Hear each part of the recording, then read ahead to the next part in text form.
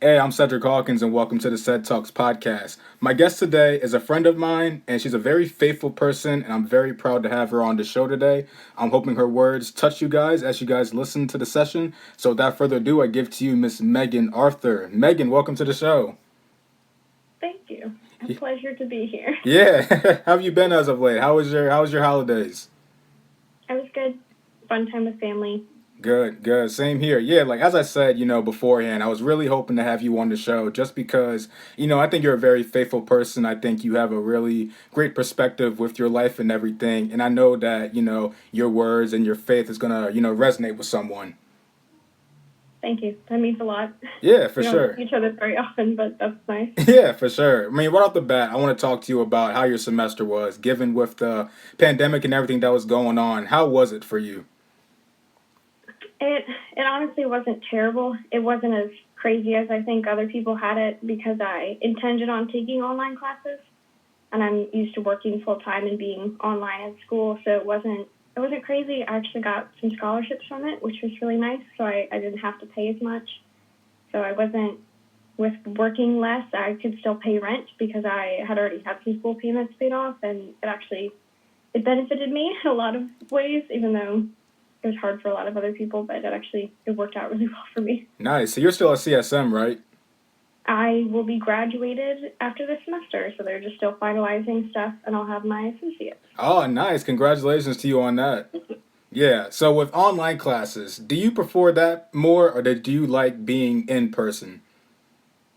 I learn better in person, but online classes are more manageable with work, Yeah. and with needing to work more. It was better to take online classes, but I don't get as much out of them Yeah. because I can Yeah, I do feel work you. and committed. And Yeah, I feel you. I like having that, that mix and balance of both because I'm someone that likes to learn on my own, but I also like being in the classroom setting. So, in a way, I kind of do miss being in person with class, but then again, I like, learning online on my own. yeah, I've had actually some really solid professors at CSM who have been Christian and let me in opinion sections on projects and stuff like voice my opinion and talk about my faith, and on like sides or outside of school learn that they were Christian and that they would support me. And in my first year at CSM, I was at the La Plata campus, and one of those teachers, he gave me a book that he had written part of on pastoral counseling and let me read it because he was a Christian. And it's a very expensive book because it had a bunch of other like scholarly doctorate people in it. And he Hmm. just let me borrow it for the semester to read his like section of the book on it, and so it was really cool. So I like in-person classes because I think the professors get to know you more, but Yeah. online classes are still valuable and useful because I Yeah. needed them to get Hmm. through schooling, so that was good. Yeah, totally. How did the pandemic first affect you when everything first took effect back in March and everything got shut down? It was really hard church-wise because I'm on my church's production team and I lead a youth group of now 11th grade girls, and not being able to see them and parents being worried about seeing them. I haven't had time outside of the youth group, but now that we have started up again, to be able to meet with them and be with them. And that's been really hard because I'm missing so much of their lives because I can't, like, parents are just not as comfortable. Like, we can't have a sleepover at one of our houses. And, like, I just miss a lot of relational time with them. So that was really hard. And then trying to go online with church was difficult. So I was part of the team of people that manned cameras and tried to figure out like how to get live streams going, and it was a fun but cool experience because I got to serve still through the pandemic. It was hard on a lot of people who missed opportunities to serve or be a part of a church community. Yeah, the most difficult part for me was I was supposed to give a sermon at my church. So it's set up now to where, I usually give at least two sermons throughout the year. And that was starting in 2019. So I was really looking forward to giving another sermon. I'd been working so hard on it. And then once the news that everything was shutting down, I was just like, fingers crossed, like, please don't shut the church down. And then the church shut down, and it was just such a devastating blow. And I could have gave it online, but it just wouldn't have been the same with being in person. So that was really devastating with me on my part. Yeah, our pastor struggled a lot, and so they went to and I didn't necessarily love it, but they went to they did a two-person sermon, and so they kind of preached to themselves and to other people, to bring more of the relationship back to it, because you can't preach to an empty room. It's really difficult to make it sound good. And even like you saying to FaceTime while we're speaking, it's so much better than just talking to a phone, because I can see your reactions. Yeah, or, exactly. Like, you just can't preach to nothingness, and they struggled a lot with that. So I get that, and that sucks a lot. Yeah, exactly. And I think your church is open now, right? It's back open. Yeah, Chesapeake's been open for quite a bit. It was definitely, attendance is way down. There's a lot of people online, but we wear our masks and we do services, and it works out. And they sanitize like crazy in between, and they put crazy like filters in the systems and stuff, and it works. There's nothing crazy going on. There's not been like huge amounts of cases at our church or anything like that. So Yeah. pretty good. Yeah, mine is still closed just because I have a lot of older people within my church. So, Yeah. I'm still hoping that we open up at some point throughout the year. But of course, we all got to stay safe at the end of the day.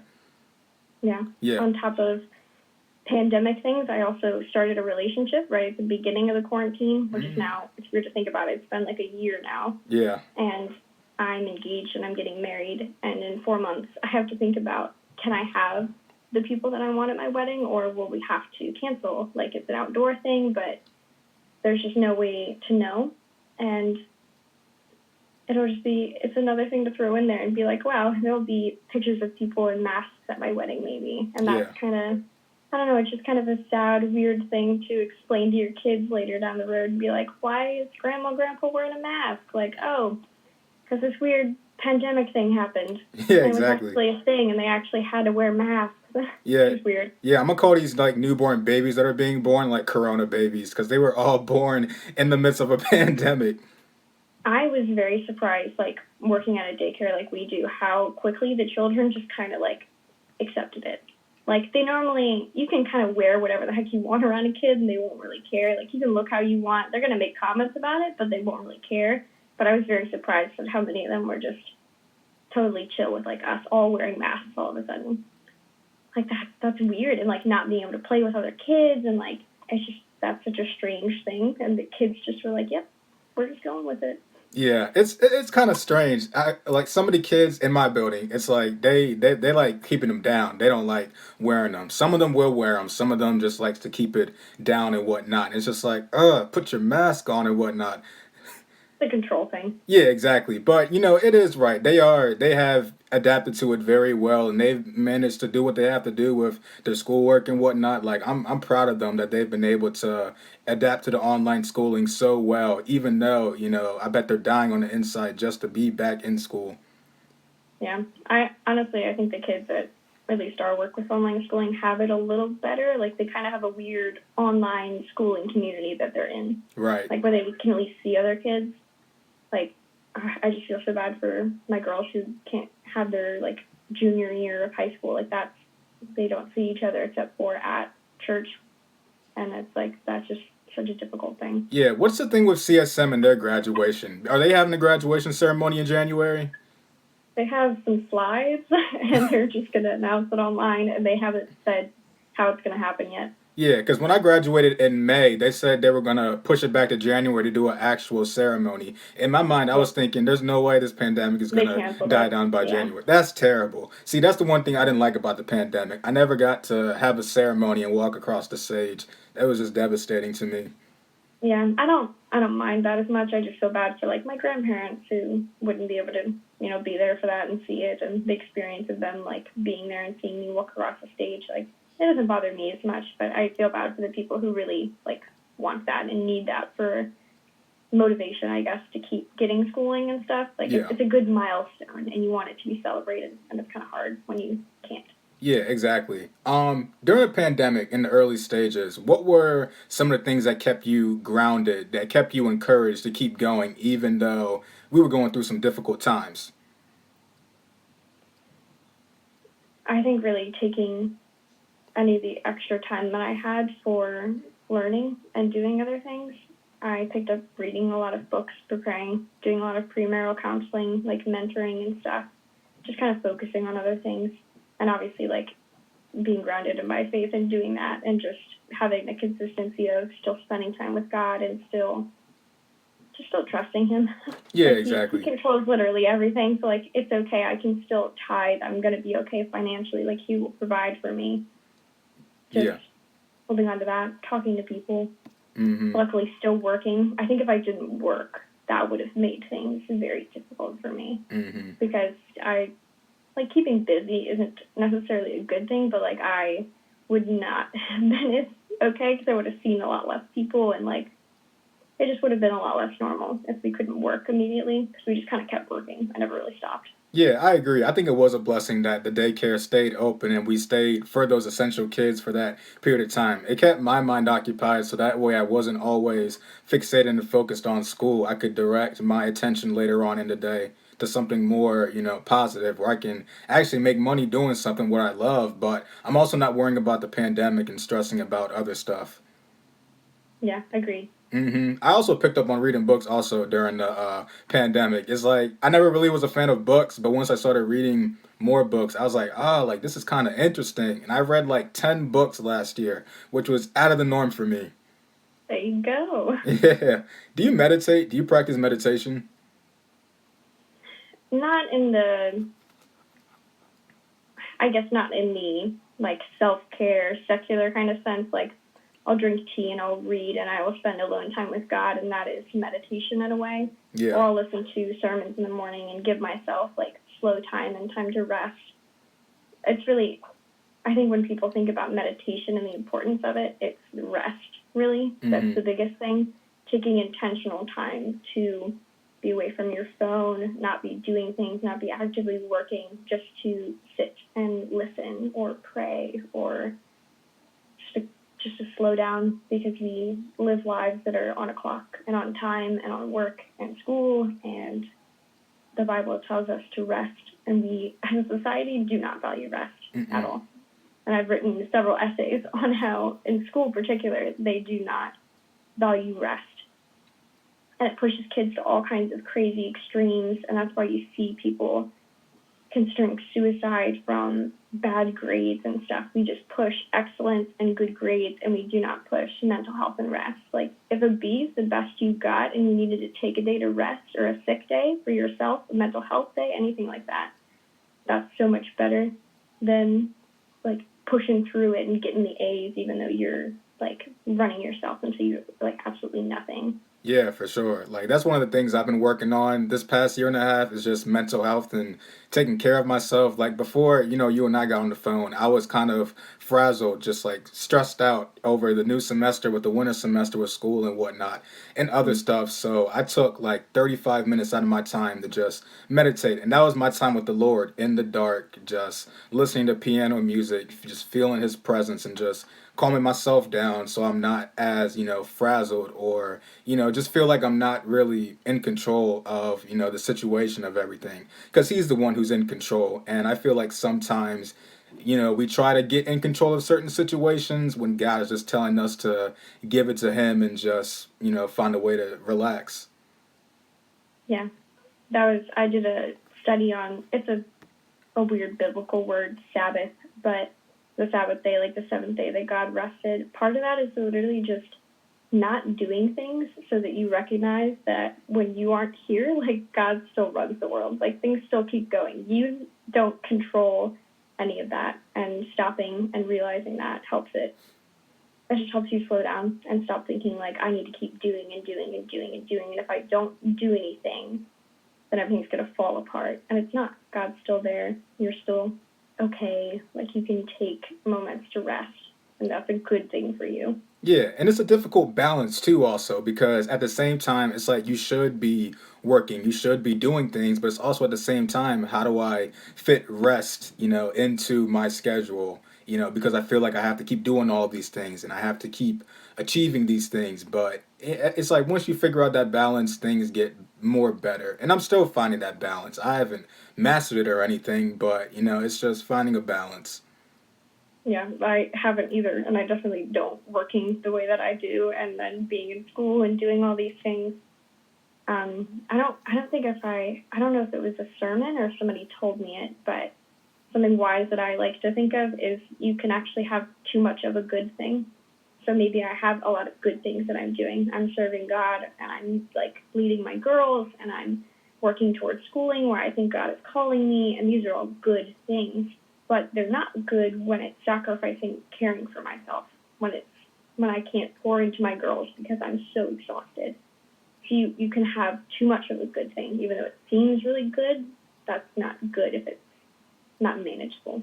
Right, I agree. And I had that instance also where during the school year, I mean, my father's passing and whatnot, it felt like I was supposed to be doing all of these different things to just take my mind off of it and not thinking of it, right? Going to work and working these extra long hours that in reality I really didn't need to do, but, working these long hours, throwing myself into my schoolwork and everything, just being away from home at night just so I don't think about it. And it was hurting me because I wasn't allowing myself that time by myself to begin the healing process. And so I've had 2 weeks off from work, and it's been an absolute blessing in disguise. I thought I would be going crazy, but I really have been in tune with my emotions, and I've been allowing myself to rest, which is what God has been asking for me for weeks now, and I haven't been doing. So now that I'm in the season of rest, I'm enjoying it.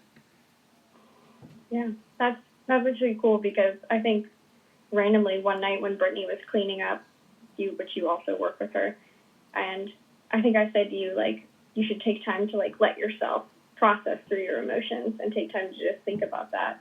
I don't really talk to you often, so it was No. definitely a God thing that he was like, you should say this to him specifically. Yeah. And it's not, I have been in support groups and co-led some support groups at our care center at our church, and so I'm very familiar with our literature on, like, good grief and how to grieve properly, and it was just something that stuck out to me in learning that, and having my best friend who I lived with and was very close with, her mother passed away, and so her grief was a lot of struggles with compartmentalizing her emotions and just not letting herself think about them. And so that was, I don't know, this was the first thing when we were talking about something, and I was like, I should say this to him. This is important.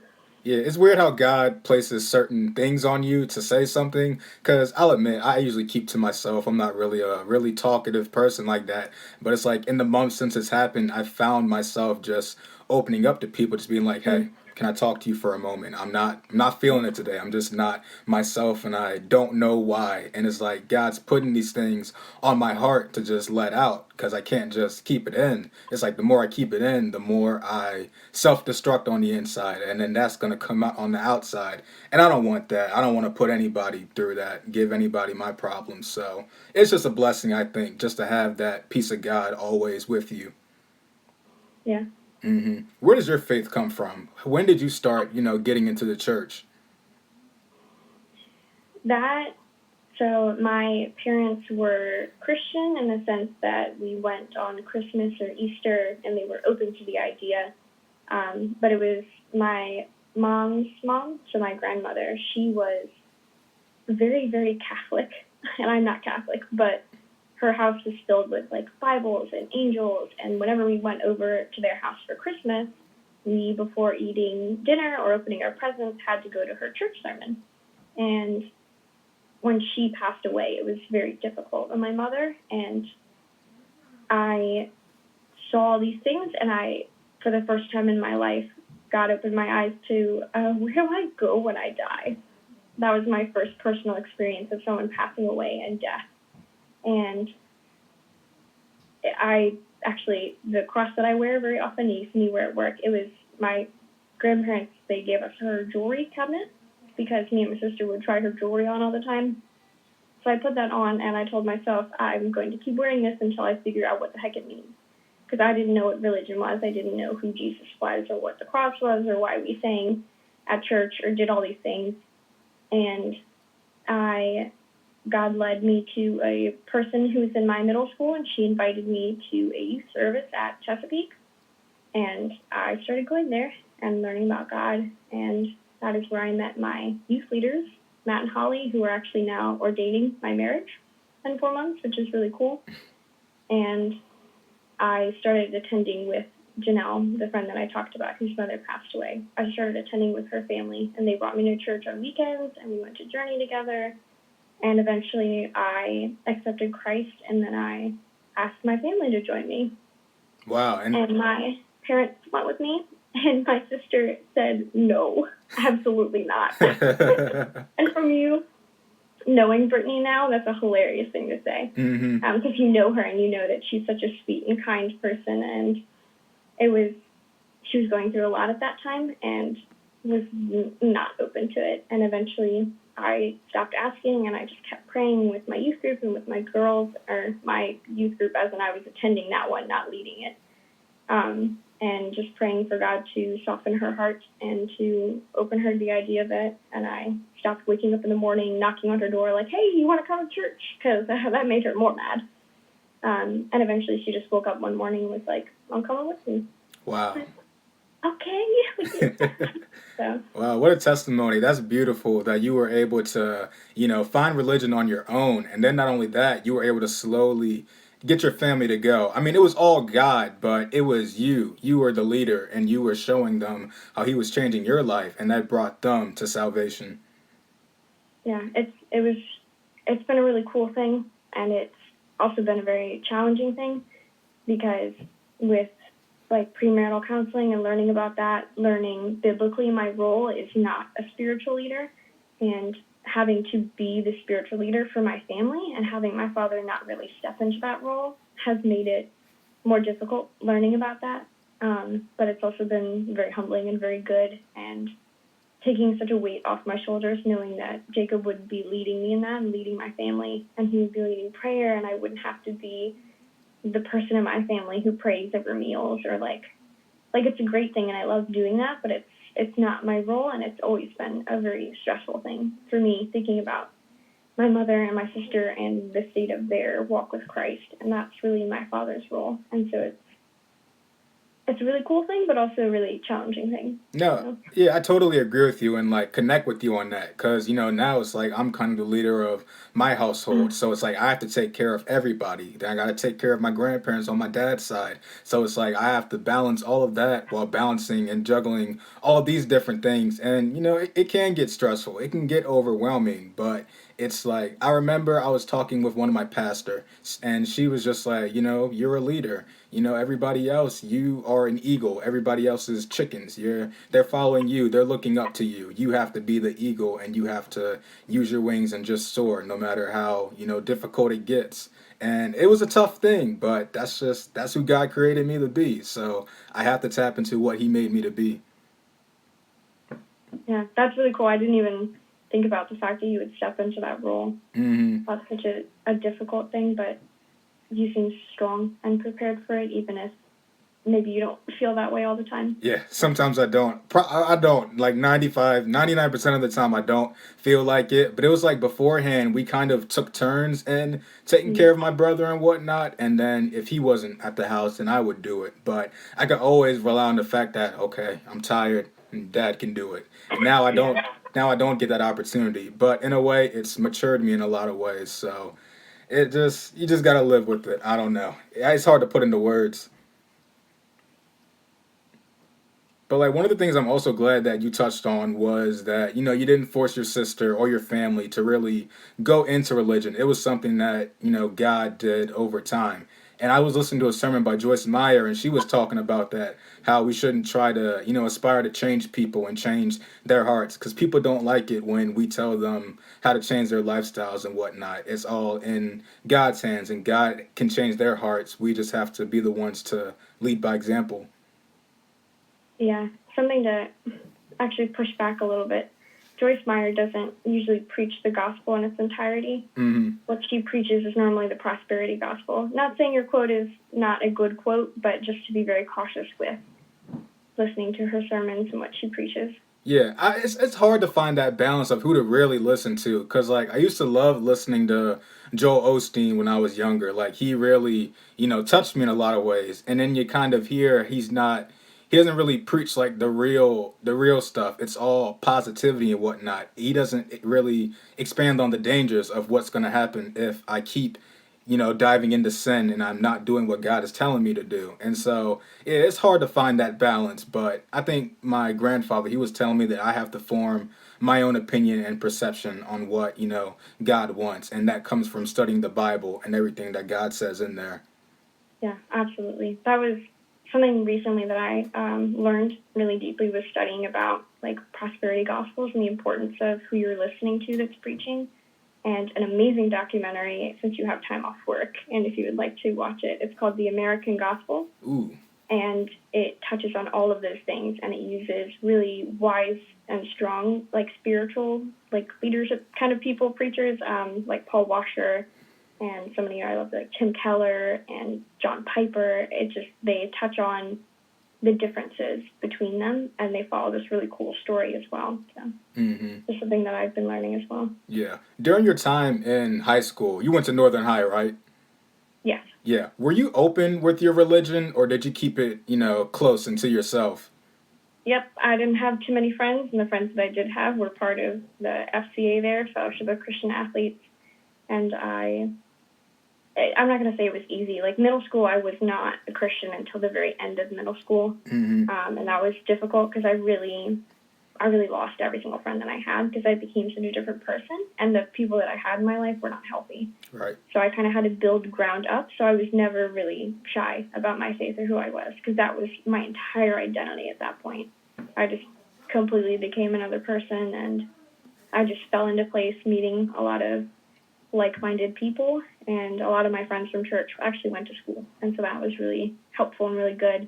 Yeah, not gonna lie, that was kind of my biggest fear, was really expressing my religion openly in front of others, because that's not the aspect in high school. Everybody, it's the party lifestyle. Everybody is involved in that culture and in that lifestyle. And, for a while I tried fitting into that, but it just wasn't me, so I just let it go. And then when I got to senior year, I really started getting into my faith, but I wasn't really expressing it. I was still holding on to my friend group. And then once we graduated, it got to a point where I realized I had nothing to lose at that point, because now I'm at CSM with a bunch of people who doesn't really know me. So that's when I just decided to start showing the real me. I didn't have that fear anymore. But definitely in high school, I was different. I always knew I was different because of my faith, but I didn't really expand on that and let people see that, just because of fear of how they would perceive me. Yeah, God made me with a very low fear of rejection and a very small need for the amount of close relationships that I have. So I was just blessed that I was never fearful of it. It was just always who I was. People knew me by that, and it's cool to see, like, even people that I don't talk to very often at work or at school would reach out to me with questions of, like, hey, like, my sibling is looking into, like, Bible stuff, like what resources should I give them? Or like, I know you do stuff at the church all the time, like what's this that I can do? And it's a very humbling and very cool thing to know that I just am that person to other people, and I love that, because that just is who I am, and that should be who I am. So Right, for sure. So you are the fifth person from work that I've had on my podcast, and I've asked everyone this question, for each interview: what led you to working at Primetime? I guess convenience. I grew up there. My mother worked there. I was born with my mother working there. So it was a very easy step into a first job. And I was in a teaching program at the high school, and I really liked teaching, especially middle schoolers, like science. It was really cool to me. And just growing in a leadership role, it became easier. And then I took classes so I could get like at least senior staffing so I can be with children and teaching them, and it's definitely a passion that I have, and it's something that I am like pretty decent at, but it's just not where God's calling me. So it's a season for me right now of working there, but it's cool to, I guess, be a strong person in an environment like that who sticks to their faith and tries to show some of that, even though I really can't, because it's not a place I can show it at work, really, but they're pretty lenient about stuff, which is cool. And Tracy attends Chesapeake, and so it's just really cool to know that, like, when I come to her about stuff and I'm, like, struggling or, like, I really need something, she's just always had my back on that, and that's been such a blessing. And how many people just happen to be Christians that are working there, just super cool. So that's just always good. I can always be like, hey, can you pray for me today? Like, it's a rough work day. Like, and they would actually do that. They'd actually care about how I'm doing and check in on me. That's not something that you find in a lot of work environments, so I'm just really thankful for that. Yeah, that shocked me also, just the amount of people who have that faith in God at work. Because, like I said earlier, I didn't really know how to really interact with a lot of people just because I didn't really know how to express myself in a lot of ways. But in those moments where we weren't with the kids and I just kind of listened to everybody talk and whatnot, it made me feel comfortable with opening up and really showing that true side of me. And that's the side that really God put in me, that faithful side. Like, I do have faith that everything happens for a reason, and that's because of the stories that God has placed within us. He mapped out our lives from the beginning, and so I just think it's beautiful that I found a place where people really, take to me. They accept me in a lot of ways, and I feel comfortable with, talking with them. So I think it's awesome. Yeah, agreed. What led you to choose CSM as your school versus attending school or attending a university for that matter? Their 2+2 program was really big, and it was talked about a lot through the teaching academy program that I was in high school. And financially, I had to pay most of my way. My parents were supportive, but I had moved out at that point and needed to afford college and work full time and be part of my church and do all the things that God was asking me to do. And that was the best and most monetarily good thing that I could do. I can respect that. You having the ability to truly step into the role of being independent adult and just moving on your own and pretty much doing your thing. Not a lot of people our age have that ability to do that and believe in themselves. But I totally commend you for that because it's something not a lot of people can do. So I respect you for that. Yeah, it was difficult and not the most ideal situation to move out at 17, but my home life wasn't amazing, and I needed an escape from that. And when my friend's mother passed away, they had a room at their house, and so I was able to move into there and then eventually move out with her and be on my own and then move again. Gotcha. So, Yeah, like I said, I respect you for that. What is your major that you're looking to get? You said you're finished with CSM, so what's the next step for you? so I have an AA in social sciences now when I get my diploma, and I'm going to, for now, the plan is to transfer to UMBC and go for social work. And there's a person at my church who can certify me in pastoral counseling through the NPCA, which is the National Christian Counseling Association. And that is kind of the plan. I like to leave room for God to work, so social work is a good degree because he can call me to other places for helping other people. I was going to originally go for counseling in a school setting, and because I had done teaching and stuff like that, and I really enjoyed teaching, but I felt counseling was what I was called towards mostly. But I can't counsel people when I can't tell them that Jesus Christ is the ultimate thing that they need and the only thing that's going to bring them healing. It's just a very difficult line to walk with secular psychology and counseling and then Christian counseling. And I wanted a way that I could do both. So I could do social work stuff and I can do private practice and I can do pastoral counseling with that, wherever God seems to open doors for me. Right. We talked about it during the summer with me, figuring out my plan because I feel like I'm meant to be in the school setting, but not for too long. And so I want to be a guidance counselor. And so my plan is once I get my bachelor's in elementary education, take that next step and get my counseling psychology degree. And then from there, I can work with students in a one-on-one setting. I'm still trying to figure out if I want to do high school or not because I do want to reach kids who were like me when I was 16 and 17 who really didn't know much about the world and felt really, afraid and scared. So it's all about just continuing to walk, doing what God calls on me to do. But, that's the plan, continuing to help people out and be a mentor and a leader to others.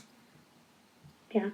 I think there's an incredible need for good, solid counselors in the middle school setting. And if you go high school, that's going to be, you're mostly going to be pushing papers. You're going to be figuring out their schedules and writing recommendation letters to colleges, and that's going to be a majority of what you do. Mm. Whereas I think in middle school, there's a lot less of that, and so you probably have more of a chance to mentor and counsel.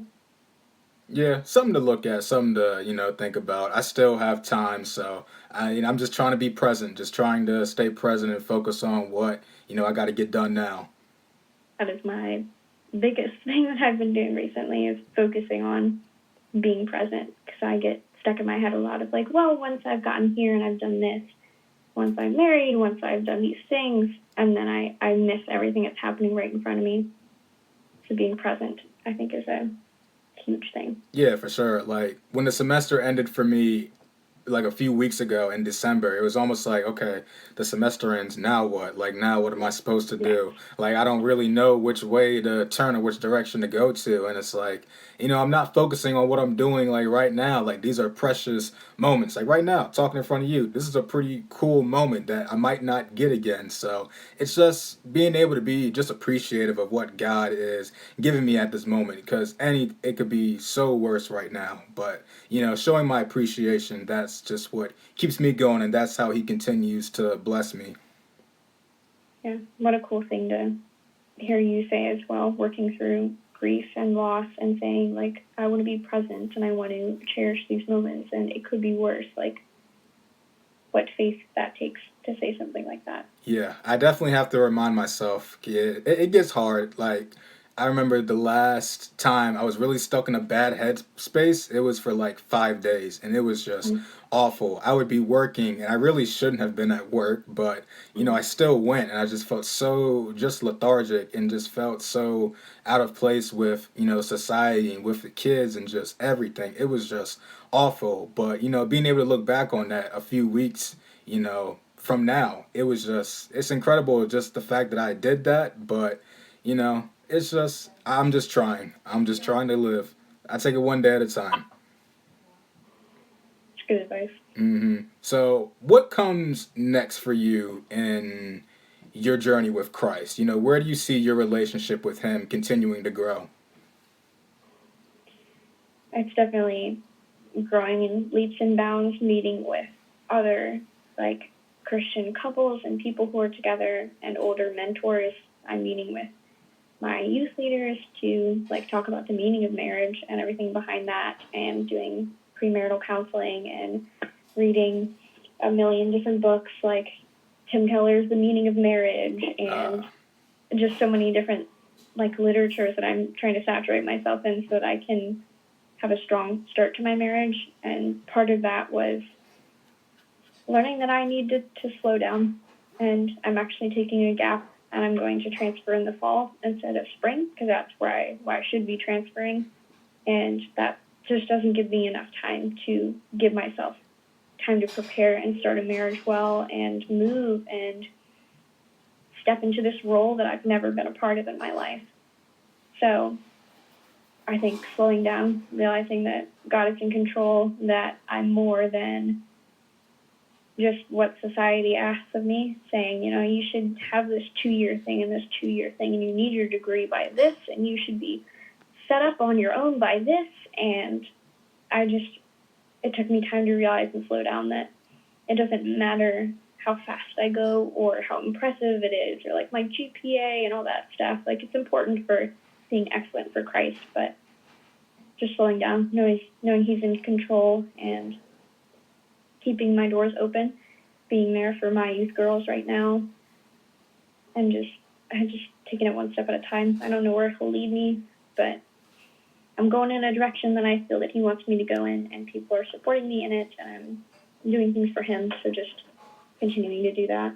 Right. What an incredible piece of advice to just slow down, because I feel like that's a very difficult thing for us young adults, also, adults to do, is to just really slow down, because we have so much stuff to get done that's on our plate, and it feels like it's not enough, and it feels like we need more, and less is more. I remember I was listening to someone give advice, and he was just like, you could be doing all of these things, but you could still be you could still be standing still. You could still not be getting to where you want to be, even though you're totally burning yourself out and you're just so tired. So it's like I've come to the realization that, sometimes less is more. And sometimes I don't need to, outwork myself just to get something done. Like yesterday, I had an assignment that's not due until next Monday, and I wanted to get the whole thing done. And I was like, you know what? I'm gonna just finish these last two paragraphs, some other time. I did three paragraphs. That's all I'm gonna do. I'm not gonna burn myself out. It's just having that mindset to just know to slow down. I think it's a blessing that God can truly bless upon someone who's wanting to change themselves. Yeah. hmm And so, do you think with the pandemic and everything that it was placed on us for a reason? Do you think God had a reason for this to happen?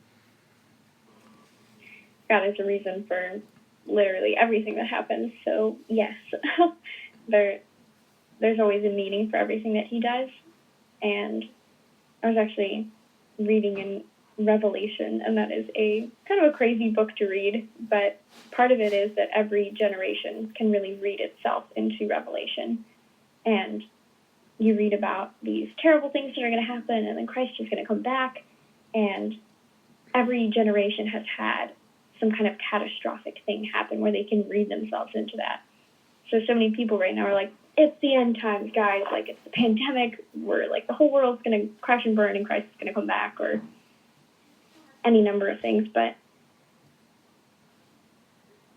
I don't know where I was going with that. Yeah, I mean, yeah, I think you have a point. I think there is a reason that God put this pandemic on us. I think He does want us to Yeah. slow down and really connect with Him, and also just create and be able to do different stuff, do stuff that we probably wouldn't be able to do without a pandemic keeping us in the house for so long. Like with me in the podcast, I would have never done anything like this if we weren't in a pandemic. I would have just stayed consistent with just blending in and being in the background. But having that downtime to myself, it really empowered me to produce something, make content out for people to keep them encouraged, even if I don't feel encouraged. Being able to keep somebody out there encouraged, it's a blessing to me, and that's what keeps me going. So I do think this pandemic was a reason.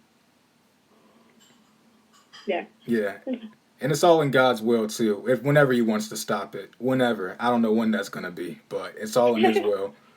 Yeah. I mean, he's sovereign and he'll do that. But there's also been, working at a care center at our church, there's been such a upswing in people needing counseling and care. And I think there's a lot of people who are not in their jobs right now, not in their routines of life, that kind of like numb you to the pain that you're feeling. And people are actually feeling pain and feeling grief. And I think it's really pushing people towards Christ.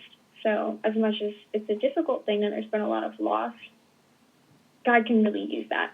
It really opens people's eyes when they see like death happening around them or hardship, and you really think about what matters in life. You really stop. You can't be stuck in your train of working 9 to 5 or doing whatever you're doing when there's a pandemic and all of a sudden you can't work, or all of a sudden you're stuck at home and you have to think about things a lot more than you normally did.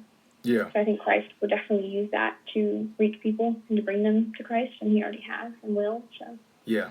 Exactly. And so my final question to you before I go ahead and let you go is, if you could offer a piece of advice to someone looking to connect with God, connect with Jesus Christ, but they don't really know how to do so, what would you say to that individual?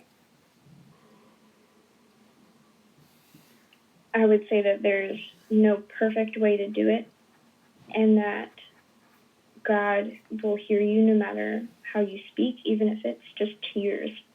It talks about the Holy Spirit intervening for us and translating tears and utterances to like deeper words, and you don't have to even speak in order to talk to God. He is the one who knows you better than you know yourself. So just calling out to him and speaking to him, and not knowing how to do everything, just this mess of a Bible that you have no idea how to understand, reaching out to other people to help you make sense of it, and realizing that you're imperfect and that he loves you anyway, that there's nothing in your past that is too difficult for him to overcome. Yeah, he's a very forgiving God, and so everybody makes mistakes. I make mistakes every single day, but it's nice to know that I'm kind of redeemed and I'm forgiven for my sins. So long as I go to God about it and I truly repent for how I feel, and then with that, that further increases our relationship. Exactly. Yeah, well, Megan, thank you so much for this incredible conversation. We don't really get to talk that much at work because we're in two separate buildings, but, I really enjoyed talking with you and having this conversation with you on my podcast. Thank you for having me. Yeah, for sure. I'll see you soon. Thank you. See you. Yeah. All right, y'all. This wraps up this edition of the podcast. Remember to stay blessed and stay encouraged, and I will be back with you guys soon. Thank you.